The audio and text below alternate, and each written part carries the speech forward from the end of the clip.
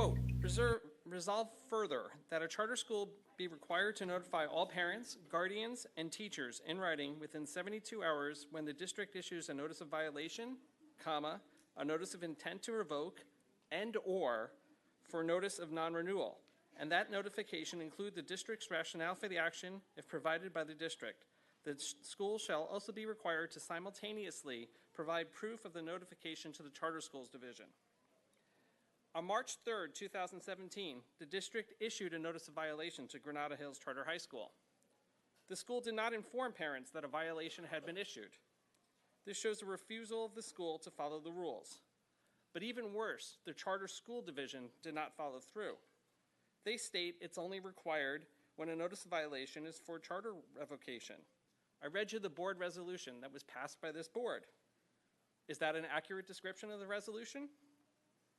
Have the use of alternative facts now come to the LUSD? This notice detailed conditions that endangered, quote, the health and safety of the students, staff, and other individuals. If that's the case, why wasn't a revocation threatened if these conditions were not fixed? And that notice of violation is still open. How can the charter even be renewed when those conditions have not been solved? The board composition. The governing board that approved this petition is not constituted according to the previously approved charter. The charter does permit a change without a material revision if there was a change in the law.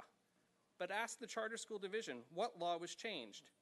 He won't be able to answer because the school relied on the change in their interpretation of the existing law, not an actual change in law. If the law has actually changed, the Charter School Division needs to explain why the Charter School Division has not cited Birmingham or Pacific Palisades for having teachers on their board. Parents voted to convert to a charter based on the promise that they would be able to elect representatives to the board. Like a banana republic, the school allowed that one vote and then canceled all future elections. Funds. The Charter School Division states the school has over $12 million in cash and cash equivalents. They then admit that a little over $6 million are in accounts that are insured, leaving the rest unprotected. However, only 10 accounts are listed. If these accounts were in separate banks, this would only provide a maximum of $2.5 million of protection.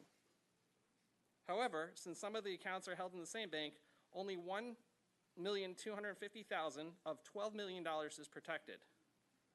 I'd also like to know, if they have $12 million in cash, why did they need to issue over $5 million in bonds last year? The bond ratings for this issuance was a less than stellar BBB minus. What do the bond markets know that the Charter School Division is ignoring?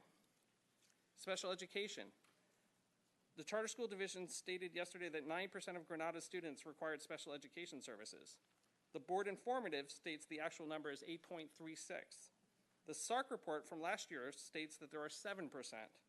More Trump math? What is the actual number? They also compare Granada to a similar school and then use a magnet school. This is a neighborhood school. They're supposed to serve the neighborhood.